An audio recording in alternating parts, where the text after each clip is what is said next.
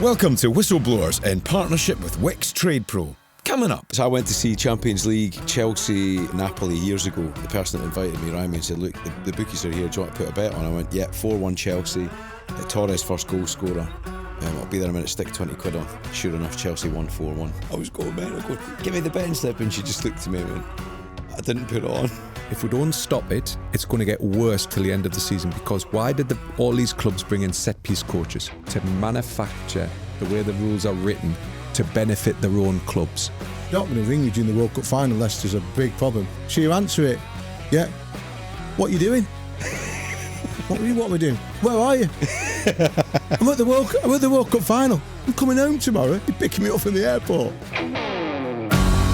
Welcome to Whistleblowers, the podcast. My name is Gordon Smart. I am this week the B-Tech Mark Chapman. And joining me on the podcast is Andy Dillon's hype man. The B-Tech Andy Dillon. The B-Tech Andy Dillon. The YTS Dillon, Ian Ladyman. Hello. Dressed like his age. Apart from the trainers. I've got lunch with the head of sport after. Yeah, haven't you? Yeah. I was like, you're either going to court today, you've got a contract renewal to discuss. Interview. He's seeing the boss. Or I'm seeing the boss. I don't know which of those three is more daunting. And unfortunately, your other half doesn't listen to this. Or you're having an affair. If I was having an affair, I wouldn't be dressed like this. Can you be arsed, Ian? Yeah. I haven't got the energy. Can you be arsed to have an affair? But the thing He has got aftershave on today. His hair looks different. I could smell dupe. The thing that concerns me about my life at home is that she never ever suspects that I might have an affair. I just don't think she can see it. I don't think she sees the possibility of it. So there we go. And to make up this wonderful threesome, it's Mark Clattenburg getting slapped around the face by Ian Ladyman on a weekly basis. Yeah. Mr. Clattenburg in his new jumper, which looks like it's made of some kind of expensive merino wool from All Saints. Keeping up the tradition of having new clothes every time he appears on the podcast. All right, Marky boy. That's where to do it. No, nice little jumper. The problem I've got, my wardrobe in Spain isn't compatible to the UK weather.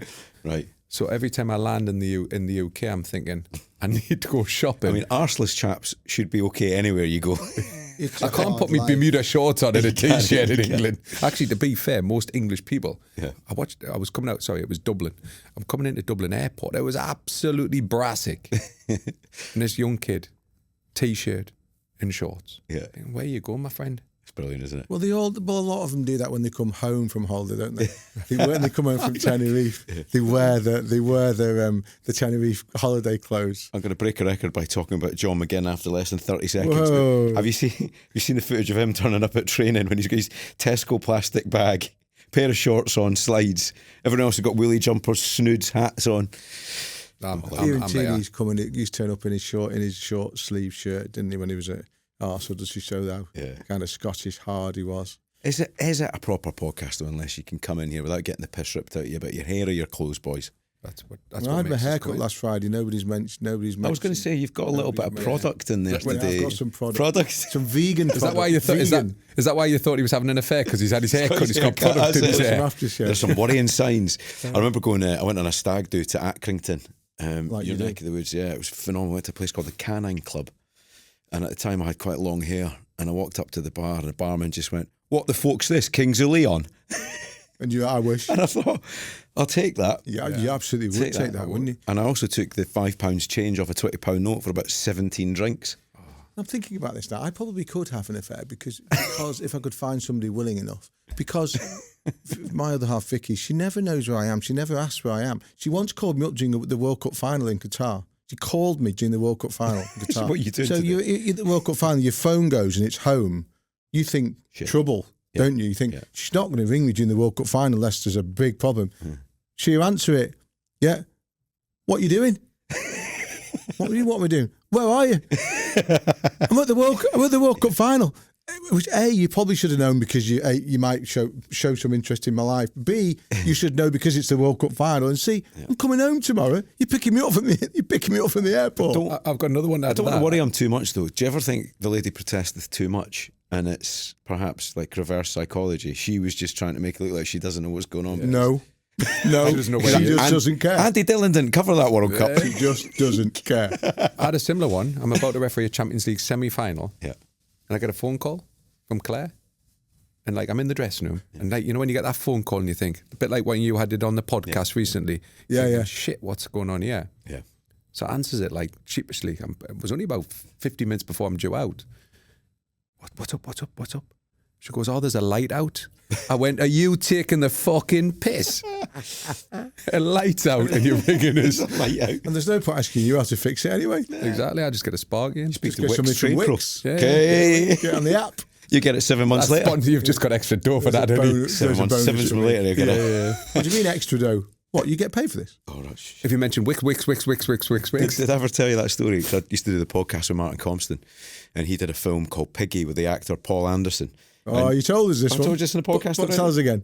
Have I told it on the podcast? Yeah, in the canteen. In the canteen. Yeah, Was you that have, on yeah. the podcast? Yeah. I won't waste my time then by doing that again. I've turned into that guy. Just scroll back to episode 3, everybody. Go back to episode 3, you'll hear that shite story again. Right, speaking of good stories, I think we should start with the refereeing decision that, Mark, you'll probably give us a take on. But footballers slapping each other on the pitch, is it violent conduct? Is it a red card? Everton in the headlines. David Moyes handling it, I think, pretty well. But before we get the official refereeing view, Mark, is it a sending off for you, Ian? Well, no. But I always come at these things in terms of my instinct rather than the laws of the game. My instinct, I actually wasn't watching the game. I was at home, I was doing something else. Somebody messaged me saying, oh my God, have you just seen that? So obviously you bang the telly on and you watched it.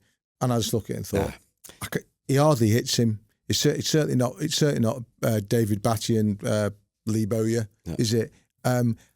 I think referee, common sense, yellow card, yellow card, Michael Keane, get on with the game. Yeah. But that's not the law. That's not the law. So, Mark, right, you've got a really interesting viewpoint on this. Because I've heard people go around the houses a little bit here, because the law is binary on it, isn't it? Violent conduct is a red card. Yeah. It's unequivocal. Yeah, if you strike someone, it doesn't say in the law how hard. It's the act of striking someone, which is violent conduct. So when he taps him, the slap is maybe a tap. And because you look at Michael Keane's reaction, it wasn't a forceful hit. Therefore, the act of the violent conduct, the referee was well within his rights to issue the red card. He was looking at it, wasn't he? He was looking directly at them. He was. And I can understand there's different viewpoints. I can understand the viewpoint of that really can't be accepted at that highest level, because if you accept that at the highest level, then that's going to run down towards grassroots and in normal life. And if we think that's acceptable, if that happened in the street and somebody slapped you, what would you do back? Yeah, but we're not in the street. We're not in the street, though, are we? No, but what we're trying to do is we're trying to understand that, is that act acceptable in today's football? My viewpoint when I was a referee back in even 10 years ago, that would have been a great example where you could easily manage it in a different situation. I would have probably got the captain of Everton and said to him, you sort it or I'll sort it. We've got that option. If he doesn't want to sort it, I've got the easy one. I can give you a red card. But sort it out, because it's a mess. There's something mitigating here, though, that I'd like to put. I think he'd lost it. His head had gone, hadn't he? Even before he was sent off. Do you not think he just totally lost it? Because of that the pass he made? Yeah, he totally lost control at that point. But Mark... there was something simmering between the both players. But is a referee, and Tony Harrington was the referee, he's a new, inexperienced referee. Good referee, but inexperienced. Yep. If you've got a sniff of that on the field and you know two players are having a feud, you've got a responsibility, because I don't want the responsibility of sending them off because it's world news. As a top referee, you could have easily gone into the captain and said, look, get that sorted. And if you really got it, you could even go to the fourth official over the communication and say, tell Moisey to sort it. One of them. Because something's going to happen. And if it happens, you then go, boys, I've told you. Yeah. But it was a big shock. And once the referee has gone in with a red card, I think it's highlighted the situation. I think if he hadn't gone in with a red card, the way the camera, what would have possibly happened? They would have showed it slightly. The TV company would have showed it. My issue is because we've got this modern era VAR, it could have then been. Yeah. So let the me referee put sent to the an on-field alternative monitor. scenario to you, Mark, and ask you how it would have played out. So say it happened, if we have our time again and the incident happens and the referee does what you're hinting at there and says, I'm going to use my interpretation, I'm going to use my common sense game management here. Yellow card, Idrissa Gueye, yellow card, Michael Keane. Pack it in, boys, get on with it. I think everybody would have thought, yeah, fine. Yeah. People on the TV, watching on the telly, yeah, fine. Pundits, yeah, fine. Reporters, yeah, fine. But what does the match assessor make of that? Yes. Does the match assessor then write in his report, should have sent off Idrissa Gueye? Also, to add that, what he does. 100%. So that's the problem. Referee uses common sense. Everyone thinks it's a good idea, apart from his boss. Then hindsight the refereeing by boss. hindsight. I could years ago. Yeah. Because I had, they weren't going to drop me from the appointments because I used my man management. But we were allowed to use man management years ago. Yeah. We could manage situations. Manage games. And people accepted it. But this, we've now got a system, the way football's moved on, we've now got technology, we've now got everybody commenting on the referee's decision. Even if some people are saying he deserves to be sent off, some people say he doesn't deserve to be sent off. It's one of them situations for a referee again, it's subjective. He can't win either way. If he doesn't send him off, he gets criticised by Man United and the fans saying we should have been sent off. If he uses common sense, if he does send him off, he gets accused. If he doesn't send him off, common sense, he gets accused again. I feel for referees now, because they can't win. What about David Moyes' handling of it? Because I thought that was pretty good. Well, it's very Scottish. Because they've won. Yeah, that's true. If David That's Moyes true. hadn't won, that Great reaction point. would have been completely Absolutely. different. Because they've won, I'm not sure he would have laughed it off. correct. In the dressing room. I bet he's not laughing it off on the training ground. There's 13 minutes into the game, right? So they've done well to get a win. And this is a guy with a reputation for never winning at Old Trafford. Yeah. As an away manager, didn't win that much as a home manager. Not winning as an away manager, and also flunking big games, and he knows that's part of his reputation. Yeah. Doesn't like it. He's aware of it. So absolutely right there, Mark. So- He was able to deal with it in a mature way because he won the game. It's interesting, isn't it, when you put it into historical perspective, right? Talking about other confrontations, you mentioned Bowyer and Dyer. That was a proper tear-up, Yeah, right? exactly. They're tearing lumps at each other. That was a So I was there. fight. Lasso and... yeah, am I getting the two Lasso. mixed up there? So what was the Bowyer one? So Bowyer was and Dyer Dyer. was in Sorry, Newcastle. Bowyer, That was Dyer, against Aston and Villa. Batty and Lasso at Blackburn. Yeah. Yeah. Chris Sutton tells a great story about the Batty Lasso one. Because he was sub. He was a sub, and he said, and Lasso wasn't popular in that dressing room, and that was very early in the game as well, I think. And Chris tells a story of all the subs sitting on the bench at Blackburn. Go on. Yeah, go on. Just cheering David Batty on, basically. Well, there's a famous one in Scotland with Graham Hogg and Craig Levine. Graham Hogg. Well, you remember- I knew Graham Hogg once. Yeah, you remember Craig Levine from his time at Leicester, probably Scotland manager who played a 4-6-0 formation. But he chinned him. That'll be fashionable one day. He still claims he came up with it, but he punched them on the pitch and broke his nose, I think. He burst his face. I mean, It happens. Yeah, it does happen, and I think but I think the punishment must fit the crime, and within the realm of violent conduct, there's a scale, isn't there, Mark? There's a scale from what we saw on Monday to the one that you're talking about, full-grown punch, and I think this was so far down the scale that a red card was too much. So you can jump up for the ball, break somebody's nose with your elbow. And get 3 matches. And that serves the same crime. Something's wrong. Something's not right. Well, the point remains, Mark, that if the referee hadn't stuck to the letter of the law, he would have had to have answered to his employer the next morning. When you manage it, what would you have done in that? Would you have turned a blind eye? Would you have got cards out? I would have went to the captain, and I would have said, sort the shit out, or I'll sort it out. You've got an option. And I know for a fact the captain would have dived in and said, boys, we need to solve this because Mark's going to solve it if you don't. But what about what Ian's saying there about the retrospective referee from your match assessor? You would fight your corner for it. I didn't care. Because you know what I wanted to be respected in the world of football as well as a referee, and there's a fine balance. If I remember my assessments, when I looked at them, half the time I didn't look at them because they were bullshit. So when I looked at my assessment, and it would be a game, I would get 100% accuracy. And I would get criticised by a lot of people in the media and social media around because I've followed the letter of the law.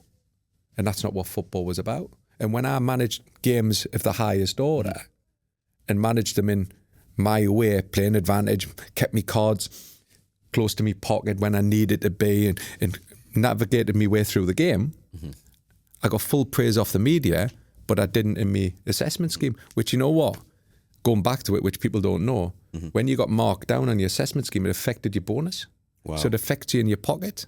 So you've got to find balance. Yeah. Do you want to be respected in the footballing world, or do you want to look after your pocket? So were you at the Dyer Bowyer game? I was. As a fan? I wasn't sober, but I was. Yeah. Only because, I'll tell you why I wasn't sober. Before the game, one of the... You were in Newcastle. One of our... And you've been drinking. We're in the VIP area, and there was 10 of us. And one of the guys, bless him, passed away, Peter McGee, he decided he'd had a tip for a horse. So we all thought, typical, we've got a free day because it was on a company. All we drink was free. All the food was free. So we're thinking, and a ticket, it's worth about £100. Yeah. So we thought, you know what? Let's put what we thought the day was worth on the 10-1 shot. Love these stories. And guess what? It came in. It came in. So we were celebrating before the game the winner of the horse with Corandin with pocket. And we watched the game. We got beat off Aston Villa. Yeah. We were getting beat at the time. Down to 8 men. And we got demolished. And I had a... care. Yeah. It's tremendous. You could have paid the fines with your winnings. No. Any good gambling stories to share while we're on it? I love these. Oh, no, apart from the fact that the last time I had a bet on the Grand National on 2 horses, they both died, which isn't funny. That's brilliant. No, that is true. Thanks. It isn't funny. Just right. But it's true. But it's just true. So I went to see Champions League Chelsea Napoli years ago, and I was running late trying to get from East London across to Stamford Bridge, and the person that invited me rang me and said, look, the bookies are here, do you want to put a bet on? I went, yeah, 4-1 Chelsea, Torres first goal scorer, I'll be there in a minute, stick 20 quid on. Anyway, Torres scores. I'm like, fuck. And they needed to win. I think it was 4-0 or 4-1 to go through. And sure enough, Chelsea won 4-1. I was honestly, the celebrations when Chelsea's fourth went, and I was going, man, give me the betting slip. And she just looked at me and went, I didn't put it on. She didn't put it on. Did I ever... She didn't put it on. What was her excuse? She was like, I forgot. Just forgot. I was like, you didn't put it on. Did I ever tell you the story about my son, Nathan?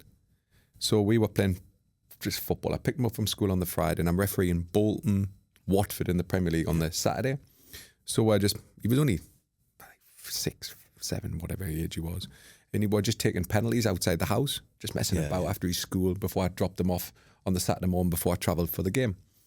And taking the penalties, and he says, Dad, he said, who are you refereeing tomorrow? I says, Bolton Blackburn.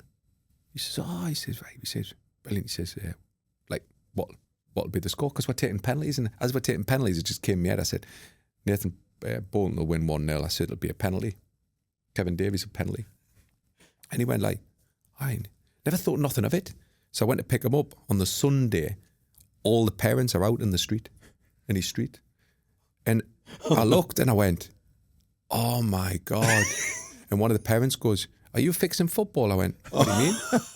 And I'd give Bolton a penalty in the last minute against Watford. It was a pen, but I'd give them a pen and they won 1-0. And he told the street and all the parents and all the kids that my dad would give a penalty in.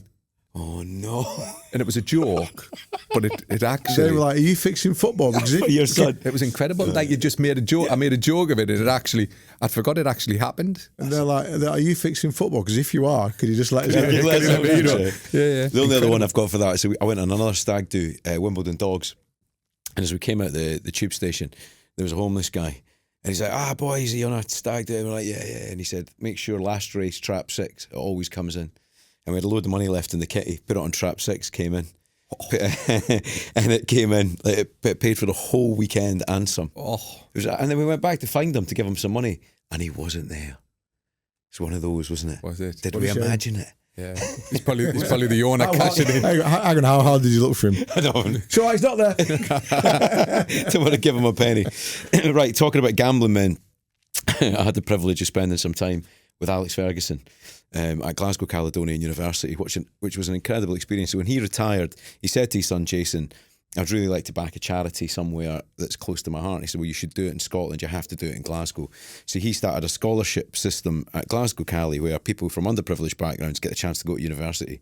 And it's amazing. He put £250,000 in of his own dough the other night just to keep it going. They're looking to get 150 more scholarships through this year. And it's amazing. He still has that presence, doesn't he? Even though he's 84, 83, 84? 84 New Year's Eve, 84 New Year's Eve. And again, just to be in his presence. And he was on great form, making jokes, having a laugh, telling brilliant stories. He told a great story about going back to Govan after he'd won the Champions League. And there was a massive queue for his favourite bakery. And he tried to walk past the queue, and the woman went, "Get to the fucking back now." And he was like, and he thought, actually, that's why I come for Govan. Yeah. But it was really inspirational. And again, in the context of everything that's happened at Man United, you can it's sad to see that kind of drop of his shoulders at what's going on. But Ian, you've covered Man United for 20 years on and off now. Yeah. How do you appraise Amarim's first year, because that's his anniversary? I'll tell you what, mate. Given that you've introduced this in the context of Sir Alex Ferguson, let's continue that for a second. And if I ask myself, what would he do, or what would he think if he was in charge of? If he walked into that dressing room tomorrow, said, "Right, this is your team." Yeah. What would he do? What would he think? I think the first thing he would think was, "I haven't got enough good players," because I think it's just fundamental to where United are. Can't win football matches without good players, and they haven't got enough good players. So he would think that. He would think to himself, what's the mentality of some of these players? What's the personality of some of these players? How much resilience have they got? What are they like when things are going against them? It's okay to look at players when things are going well. What are they like when things are going against them? And then he would ask himself, and he'd probably reach the conclusion that there was some work to be done there. And for himself, he'd probably think, what am I going to do? What am I going to do to change, to impact this group of players? And I think what the first thing he would do was think, I have to be prepared to compromise and be flexible to get the most out of these group of players. And you know where I'm going with that, because obviously Ruben Amorim, rather famously already after a year, will not compromise. He will not. He does not do in-game tactical changes, and it's costing him. So where are they after a year? Let me say this. They're not where they should be. Yeah. If somebody had said a year ago this will be Ruben Amorim's year, this is what will happen, that will happen, that will happen, that will happen, I think a lot of people, everybody would say, well, that's not what you've been hired for. That's disappointing. It's below par. Secondly, you'd be very, very fortunate to still be here. I think all those things are fair. But what I will say about United, and one of the things that baffles me about United and the way that United are talked about in my industry, in our industry, but also out on the street among football supporters, is they are talked about in such a strange way. There is far too much emotion around everything that happens at Manchester United. And what I'll say is, so they're in the dumps. They get knocked out of the FA League Cup by Grimsby. They're struggling. They get beaten at Brentford. And it's like, right, he's got to be sacked. He's on his way. This isn't good enough. Then they win at Anfield. Fair play. They win at Anfield. And they won well. They won well, but equally, they could have lost that game. Yeah. I remember that game. They could have lost that game, but they didn't. They won that game, okay? And then they win another game at home to Brighton, and then they get two squeaky draws away with late goals, one at Forest, one at Tottenham. And all of a sudden, the narrative is they've turned the corner. They've risen from the depths of despair post-Grimsby. He's finding his way. And I'm looking at it thinking... Nah. I'm looking at it thinking, why? The squad hasn't changed. And then, of course, and all of a sudden, I'm seeing Jason Wilcox, the technical director, on a Man United podcast, talking about how to do a transfer. And I'm thinking, this is a football club that's pretty much written the rules on how not to do transfers. Yeah. Now, not to be fair in the Wilcox era, but fair enough. You talked about this recently, didn't you? Some of the chat behind the scenes. And then I hear people saying, "Oh, things are much better now because the players are turning up half an hour early for training," and you're just thinking, "This is bullshit. It's bullshit." Yeah, things are you have done well in the last month, but this is too this. And then what happens? They get beaten at Pride home before a fall. at Everton, and all of a sudden, it's the other story. Sack him. They're not good enough. Get rid of that player. And this is the thing with United. There never seems to be any kind of steady path through the middle. Can I ask what it was like refereeing a Fergie team? You know, you talked about playing in refereeing games, so it was so quick from back to front for Real Madrid, for instance. But what was it like refereeing the United in their pomp? Because you'd have got them. It depends where they were. But at home, it was different. Man United at home was different to away. Right. Man United at home, they tried to put pressure on you. Right.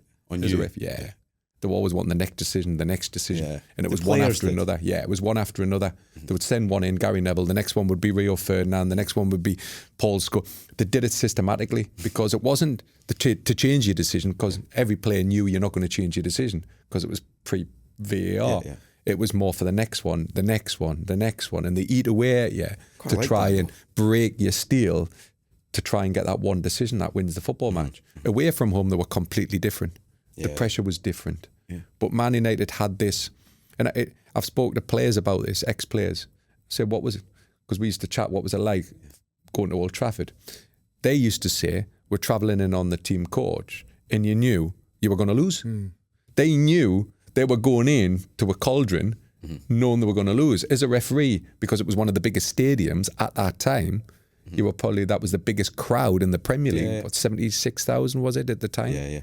It was the biggest. Wasn't the noisiest, but it was certainly the biggest stadium, and the pressure that, and because it was Manchester United, one of the world famous clubs, you knew the following outside of that was incredible. So, Just out of interest, of all the players you're close to, who was the one that stood out for you? which for Manchester For Man United, yeah. I would. Rio Ferdinand was always was the one? always chirping away. Yeah, and they always thing From is a once- referee's point of view, of course. because when you're a young referee or a new referee, they knew that, and Sir Alex would have been behind that chat to say put pressure on him. He's new, he's young, and the longer that went on, you know, I've had some run-ins with Sir Alex, and I've had some great fun with Alex outside and inside the pitch. But if you crossed him, you didn't. You knew all about it, aye. And he was the. I mean, you're not allowed to do it now because you get charged by the FA, don't you? But he was one of the first. Mourinho said, didn't he, when he was at Real Madrid, that the game started in the press conference, and Fergie was probably the first of that. And he would, back in the day when I was covering United regularly under Fergie, he would drop those little bombs into press conferences on a Friday about a referee if it was a big game. You know, somebody would ask him. It might even be a planted question. I don't know. I was never asked I was never asked by the club to ask a question. Occasionally there was the odd question asked by someone that did make me wonder, and he'd be, what do you expect from the referee on Saturday, Alex? And he wouldn't have to say a lot. He'd just say that, big game for him. Does that feel through to you? Big game for the boy. Yeah, because I had to send him off in a game at half time at Bolton because Kevin Davies was allegedly kicking Patrice up in the end. So Alex wasn't happy. Yeah. You know, it was always like we've talked about Bolton. It was always physical, the referee at Bolton. And Patrice Eva was getting a little bit of underhand treatment off Kevin Davies. So I've come in and I'm going down the tunnel at half time, and Alex has just volleyed us, upset. And I thought, I'm not having that. So I've said, I'm sending you off. The policewoman went white because I said, you've got to tell him he's not coming out for the second half. She said, I'm not telling him. So I was like, got one of the coaching staff. I'm not accepting him in the technical area for the second half. What he said to us. Okay, then so he doesn't come out for the second half. So he gets interviewed after the match to win, and he gets interviewed, and they said, what did you say to the referee? And he says, it doesn't matter what I said, but he clearly listened because he had a better performance in the second half. Clever. Because you know why? Because they've won. Yeah. He can't control what's happened, but he's certainly wanting the next one. The policewoman refused to tell. Oh, she was refused. She was shaking because he's above the law. I always thought he was. I was laughing because she was scared of him. What a story! Ian, here's the thing, right? Simple question: are Manchester United further forward after a year of Amarant, or have they gone backwards? I think with the signings of Cunha and Mbeumo, and a better goalkeeper, I think they are an improvement in a player like Mason Mount and the continued form of someone like Bruno Fernandes. I think they probably are slightly further forward. But we're talking fine margins here, Gordon. We know that this is a Premier League season so far of only one exceptional team, and that's been Arsenal. Everybody else is just flailing around. Liverpool keep losing. City have lost again. United is still halfway up the table. Opportunity is there, and they're still unable to take it. I have to say, but a bit of credit where it's due. I really find Paul Scholes and Nicky Butt interesting talking about football. Incredibly dry, Scholes. They're great crack. The pair of them, great crack. Yeah. But the story about ringing up for your season ticket and Scholesy buying a bloody ticket from a tout to go and see Manchester United. Incredible. My initial reaction was, that's terrible. But Ian, do you think that's the soul of the club missing now? Do you think it's changed so much? Because that goes back to Fergie as well. Kathy, that used to sit and do she's notorious amongst the Scottish guys because she used to look after everybody that came through from up north. But that heart of the club appears to have disappeared under Ratcliffe. I'm sighing because it's a really difficult one. I know other clubs that I could talk about who've taken tickets away from people who, as far as I'm concerned, should be free. Should be guests for life. Maybe talk about that on another podcast. But on this particular issue, it's so difficult because your heart says, of course, you've got to be welcome back. Treble winners, class of '92, local boys. My goodness. Okay, 450 appearances, Nicky Butts. But the gap between, and I'll describe them as a class of '92 for the sake of it. Beckham and his mates. The gap between them and the club has been growing wider for quite a long time. We can talk, United have made a mistake by not keeping them closer. United would argue that, well, hang on a minute, they built a hotel on our doorstep on land that we wanted to build a hotel on. They did that. They criticise us constantly in the media, and they do.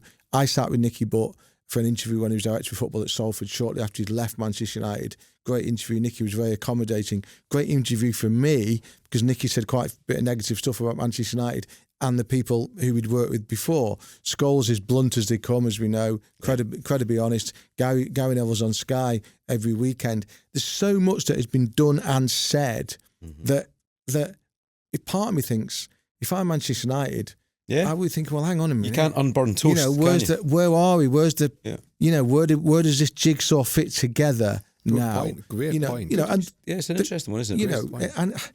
And I just think they've drifted apart. They have, and that's sad. Yeah. And now look, Gary's involved, as we know. He's on the task force for the new stadium. Okay, we know that.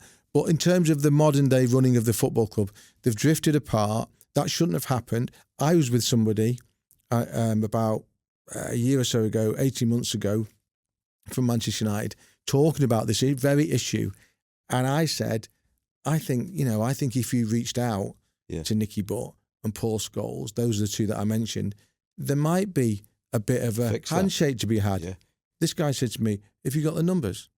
Didn't have the numbers. Wow. Can I give you a mind? That's an interesting chat, isn't it? Because if you bring these in, they can work with you. They're not going to work against you if you bring them in. It's when you're outside. If you think Mike Ashley at Newcastle, for example, there's another example. All these ex-Newcastle players were pushed away from the club, isolated from the club. The moment Ashley left and Amanda Staveley came in, at that time, all the ex-players came back in. It can be done. They became role models because if you think Liverpool, why are Liverpool successful around the world? Dalglish's, Ian Rush, all of these. They're good at that, aren't they?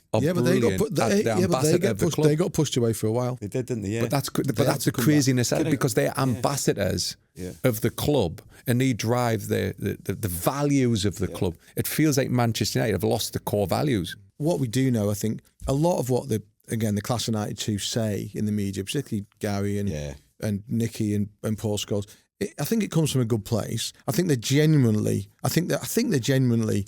are desperate for Manchester United to do well. But I think there has been a perception within the club that there's been a lot of they criticise critics. Now they would say, what else are we supposed to do when the team plays like it does? Also, but I think it's just the relationship is fractured. From the player's point of view, surely you have to look after your current players. And Luke Shaw took up pasting, didn't he? Yeah. I mean, they filleted him at the weekend.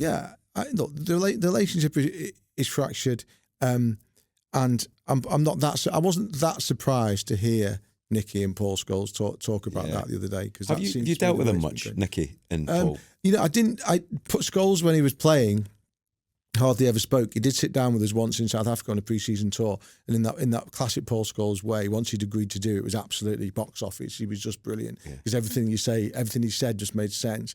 And Nicky wasn't, of all of them, Nicky wasn't massively high profile when he was at playing. But that chat I had with him when he was at Salford was illuminating.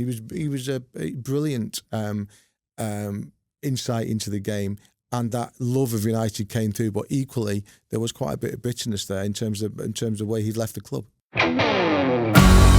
Right, before we get back into football chat, we're in partnership with Wix Trade Pro, and honestly, if you're a tradesperson listening, this is one you want to hear. Aye, because Wix Trade Pro is here to save you time and money. Save 10% every time you shop in store or online. No minimum spend, no faff. Just proper savings. Wix know that tool theft can have a devastating impact on you, your life and your livelihood. And since prevention is always better than a cure, let's start there.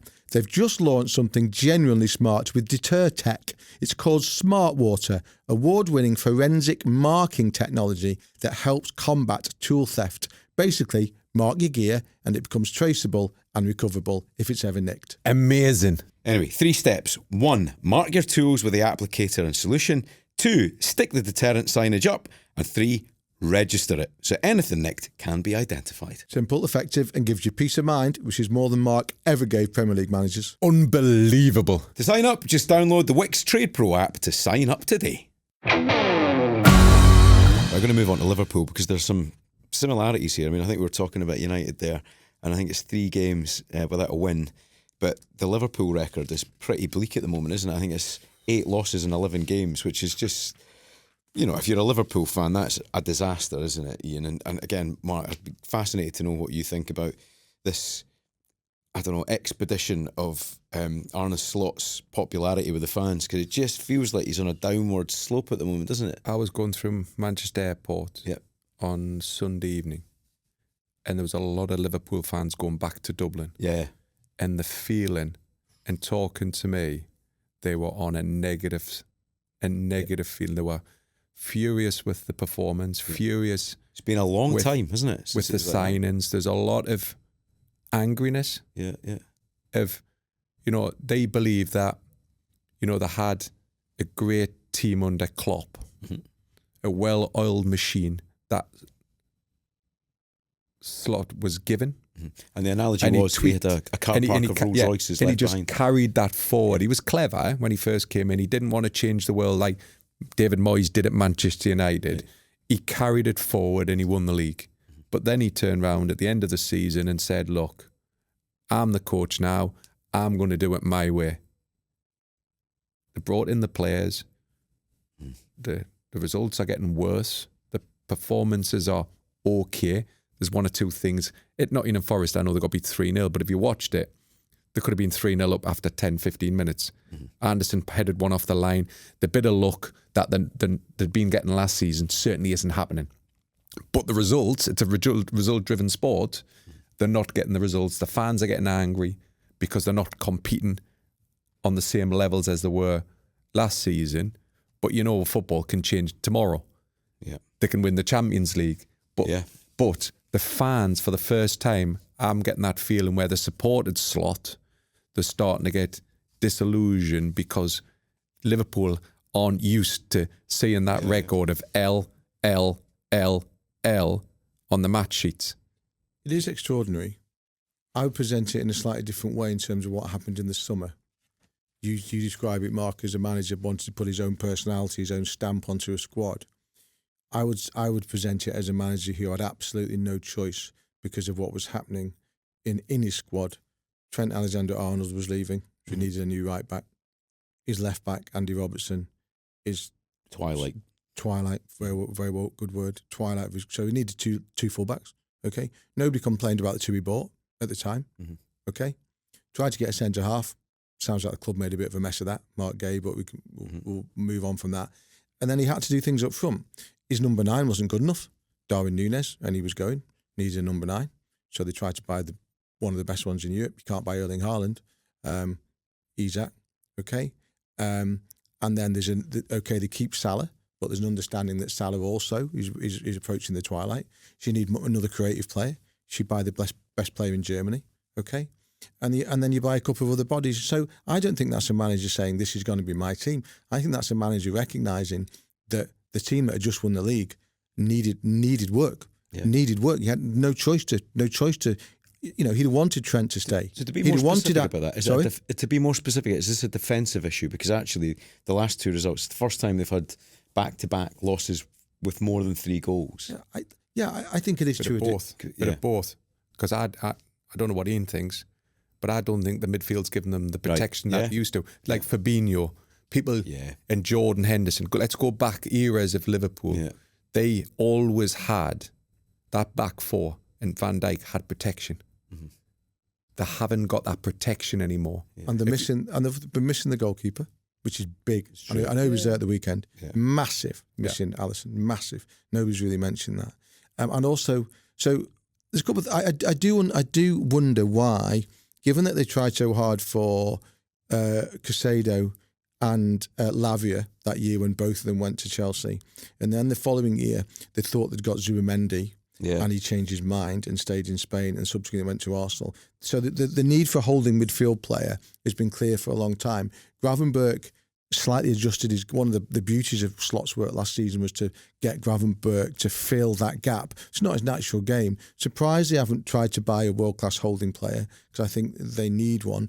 And I think they've been found out a little bit by the fact this shift in style in the Premier League that we've seen this year, slightly longer football, it's really affected Liverpool. You know, one thing that I think really affected Liverpool. Yeah, but that's the coach's responsibility. Which is why I think they were able to play so well against Real Madrid, because Real Madrid tried to play football against them. I totally get what you're saying about. But if you're buying all, they've just gone out in whatever way we want to think. Liverpool went out and just said, "Look, I'm going to buy the best of everything." You said they bought the best player in Germany, one of the best strikers in Europe, in Isak, and Ekitike to a point. And they have a system, and that system isn't clearly working. If you put all these players in, you can't just put all of them players in and expect to have this magic wand and say, look. You wait, Mark. Yeah, but everybody says, look, you look at Robertson, for example. Everybody thinks, and teams are starting to do it again. Sometimes these players, these experienced players, give you more on the field and leadership than they do probably in their quality of playing. You look at Robertson, for example. Robertson's leadership and his drive on the pitch. It's not just about his defending. Body language and everything, isn't it? Yeah. He gives the positive message to everyone. If you look at some of the new signings of Liverpool, not criticising them because they're great footballers, when things aren't going well, they start going into it. Kirkers looks scared of his own shadow. Yeah.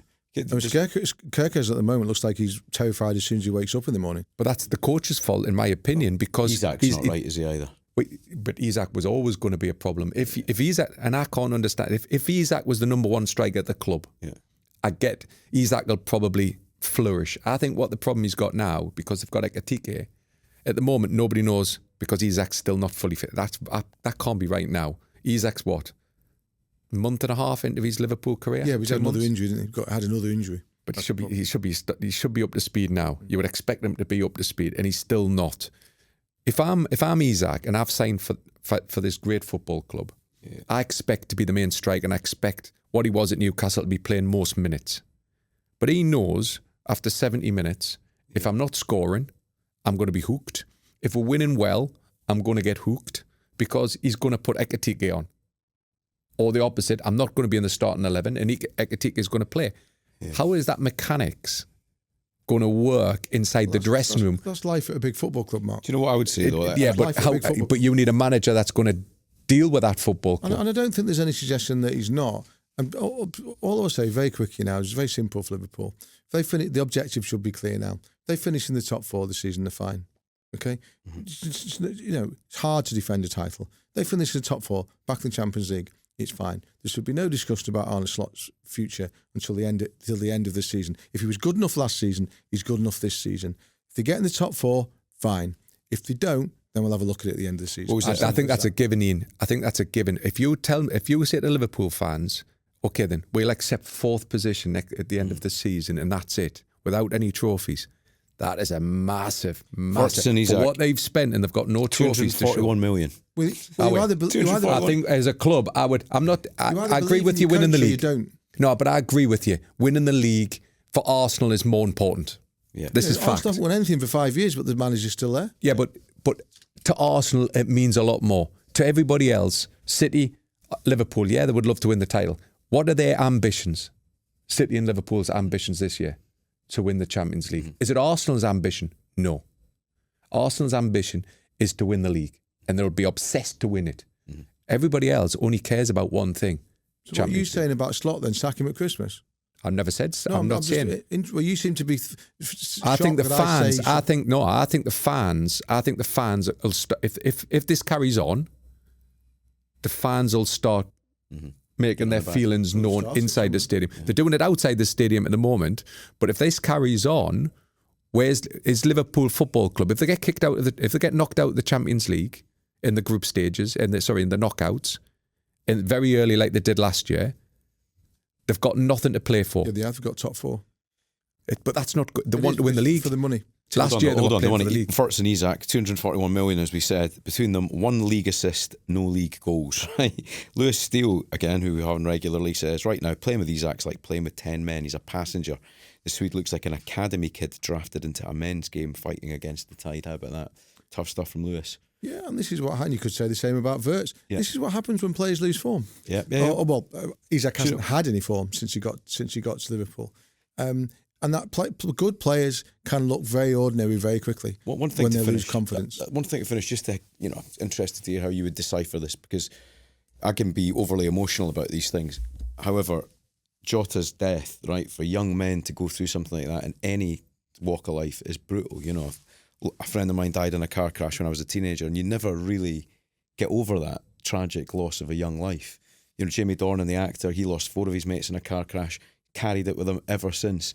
And Andy Robertson's interview after the Scotland thing, really, it struck me, because I thought, there's a guy, a tough, experienced senior pro who's really, really vulnerable here. And it was interesting to see him talk about it, because my argument would have been it would be one of the greatest achievements, either drive Liverpool to win the league again, or it'll prevent them winning the league because they'll be grieving so hard.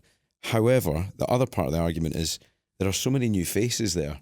They don't really have that grief, do they? They didn't know him personally like the rest of the squad. So I can't really ascertain how significant that is, but my heart tells me that Liverpool are a club under a cloud because of another tragedy. I think that's really heavy on the players. My instinct tells me that they will be carrying that with them, but my instinct also tells me that I'd be very surprised if that's the reason they're playing badly. Yeah, that's just my feeling. I think it has 2 effects, isn't it? And we're only looking at it because they're losing. I think the Jota situation, 100%. I think this was the first time really a player has showed the emotion on an interview and how that was playing on his mind, playing for Scotland in such a crucial moment. And I think people sat back and goes, wow, is that the effect it's really having? I'm sure it has got the effect, but that's not why they're losing. And also, just more fundamentally, because I'll say it because it's true, they also lost a very, very good footballer. They did, didn't they? He's a really important footballer. And actually, in a position that they're kind of... Incredible impact player. Yeah. And also... They lost one of their best players. Yeah, and not just on the field, off the field. Yeah. And I think that... So, if you look at the fixtures, Gordon, the fixtures are palatable between now and the new year. I would expect them to improve. If they keep losing games, I'm not stupid, Mark. If they keep losing games, to carry on your perfect description of LLL, if they add a few more L's to that list, Slot will be in trouble because he'll have to be. Listen, they're closer to relegation at the moment than they are to Arsenal. I would expect them to improve, but I keep saying this. But they're also behind Everton. That's, Yeah, that is bad. I can know about a club in a new stadium with a manager who's a really safe pair of hands in the tiller, isn't he? But it's November. It's amazing when things aren't going your way. Yeah, things don't comes off the post, it comes off the bar. Headed off the line, and all of a sudden it changes, and then all of a sudden the wave goes. Because Liverpool are good. Can I say one thing? I've reached my decision on, because we've had 3 of them now, haven't we? Instances of players in front of goalkeepers. Yes. Are they offside? Can I say something very simply without taking us down? Don't go down the short bit to it. What I'm going to say is this, Gordon. I was thinking about this. So, Mark, you and I standing in a pub, right, talking. Stand there, we're talking, okay? We're concentrating on With our jumpers on. Okay.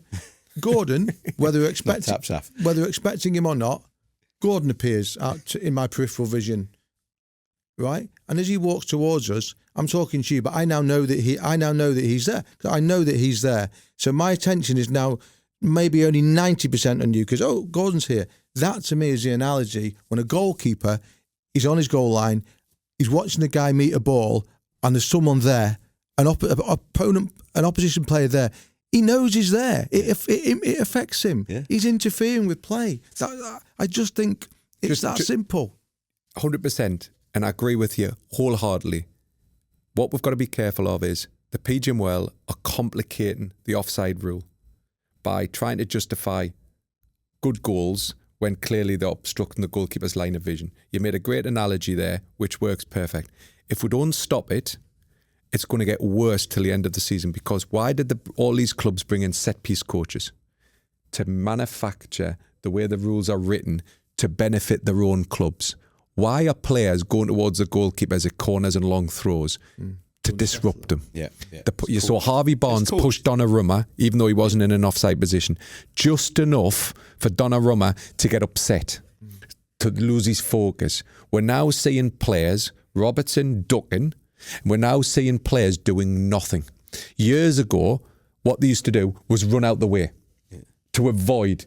We've stopped seeing that running out the way because the goalkeeper wouldn't be distracted. When you hear people, analysts or TV people say, it's okay because he was offside but he didn't make a movement towards the ball. What a load of rubbish. But the goalkeeper doesn't know he's not going to make a movement towards the ball.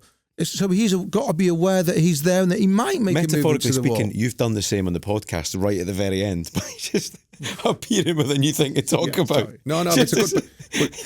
There's certain things that I think about in the week. I'm like, I've got to say that. He's on the train. He's got all this downtime. He's got all this downtime and he's thinking, what can I do? I've just got to be better than Andy Dillon. That's what it's about. Sometimes less is more, Ian Ladyman.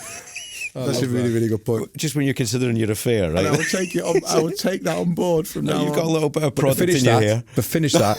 Change the law quickly because if they don't change the law, we're going to be talking about this next week and every week. Fair point. Right, boys, that is the end of this week's podcast. Thanks for your company. As always, just before Ian opens up the handball rule or anything else, we're going to draw proceedings to a close. Talk about the budget now. Get in touch. Whistleblowers@dailymail.com. Email us a question. We'll address that in the bonus ball, which comes next week. Anyway, thanks for listening. Mark, have you brought your whistle? No. Of course you haven't. Blow the full-time whistle, please. Thank you very much for watching Whistleblowers. Please subscribe to our YouTube channel. Remember, episodes every Thursday and Tuesday, and on a Sunday, you'll get our clip of the week.